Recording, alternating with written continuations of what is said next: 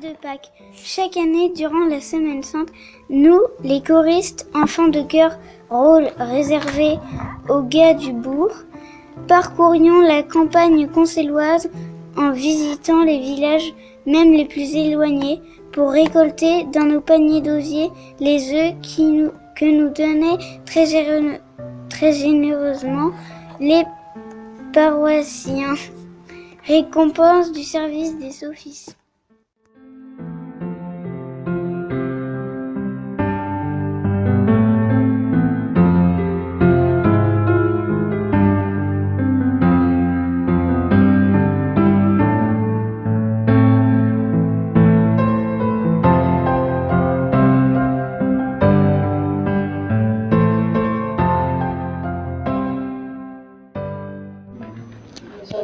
Au ciel de notre enfance, quand le soleil revient du doux, quand la nature est reverdie, quand l'hirondelle est de retour, j'irai revoir ma Normandie, c'est le pays qui m'a donné le loup.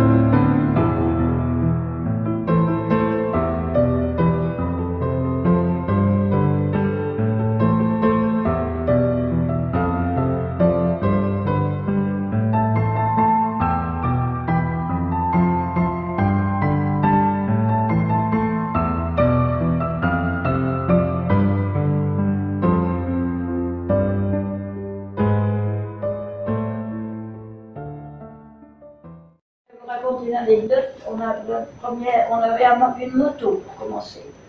Et alors, on n'avait pas de voiture évidemment, quand on voulait sortir, mon fils aîné se mettait sur le devant, là où il y avait de l'essence.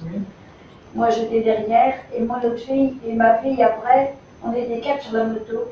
Ma fille dit, ce serait pas maintenant que ce serait toléré. Le chemin de l'école. J'habitais derrière l'église, ce qui s'appelle maintenant Place de l'Europe. Et pas très loin, se trouvait la marchande de journaux, actuellement toujours maison de la presse. Ainsi, Madame Guillet réservait-elle à quelques écoliers du quartier la distribution des journaux de porte à porte que nous effectuions le matin tout en allant à l'école. Nous avons quoi ? 9-10 ans. N'est-ce pas super de confier ainsi à un enfant une telle tâche ? Simple, bien sûr, mais si valorisante. Oui, parce que vous êtes plus libre, parce que nous, c'était strict. Il y avait même des baguettes, hein.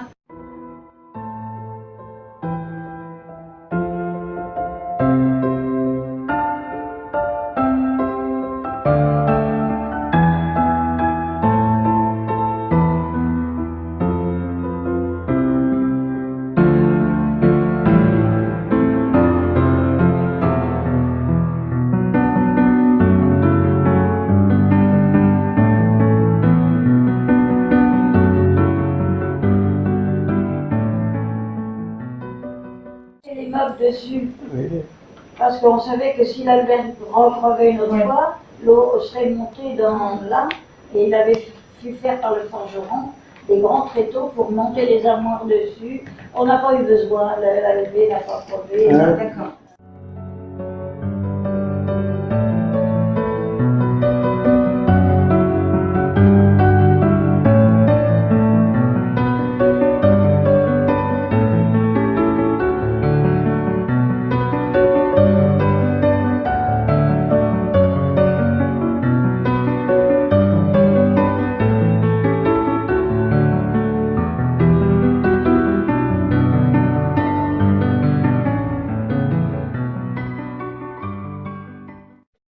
La Loire, autrefois, elle se répandait, comme je vous le disais tout à l'heure, elle venait jusqu'à l'église de Saint-Julien. Et alors, ça amenait du sable de Loire, ce qui faisait qu'entre le Robotreau et Saint-Julien, le terroir n'était pas du tout le même, pas du tout. Les petits pois que vous mangez au Leroux ou les petits pois que vous mangez en Vallée de la Loire, vous n'avez pas du tout le même goût.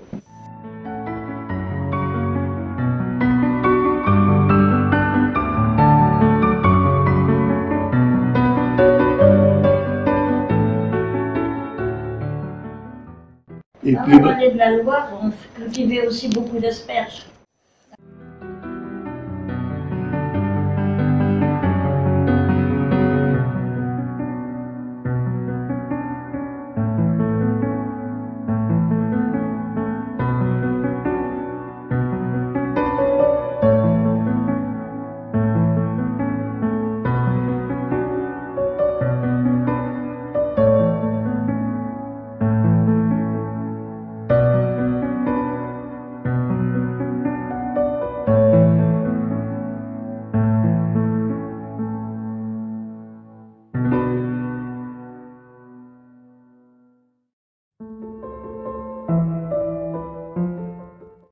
Saint-Julien fait son cinéma.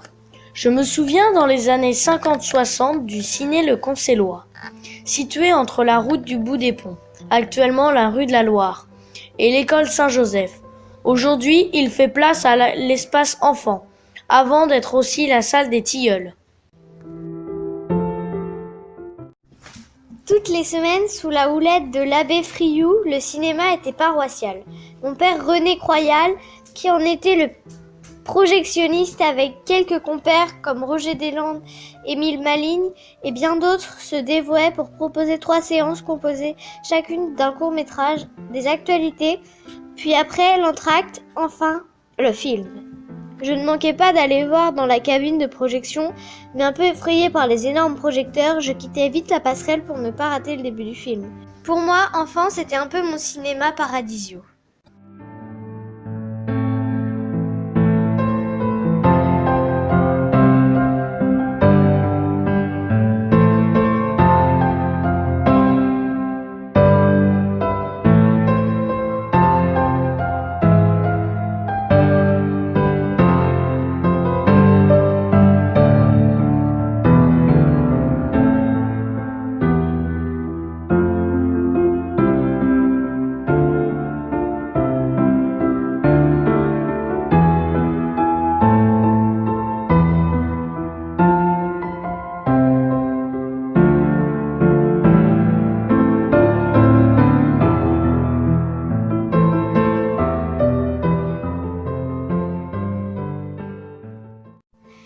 La première fois que j'ai vu la télé, c'était vers la fin des années 50. À la vitrine du bijoutier horloger photographe Gustave Pétard, qui soi-disant passant à photographier des générations de mariés, actuellement aux 28 places de l'Europe, la maison aux rideaux de fer, nous les marmottes du coin, avions le nez collé à la vitre pour découvrir l'image, en plus du son, diffusé comme par magie sur l'écran vert pâle. Malgré les nombreux parasites dus à une antenne de toit sans cesse à réorienter, nous trouvions cela fantastique. Dommage que Robert Doisneau n'ait pas immortalisé la scène.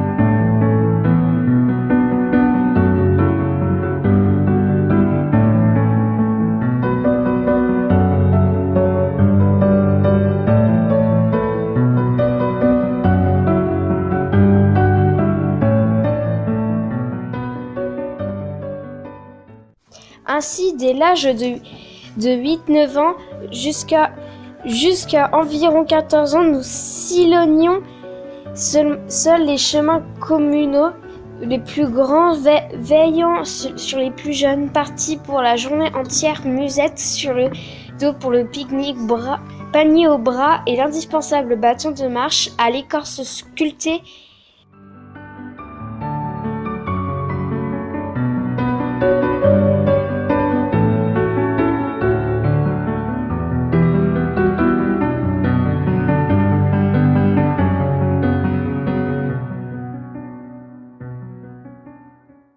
Au fil des années, des maires se sont succédés.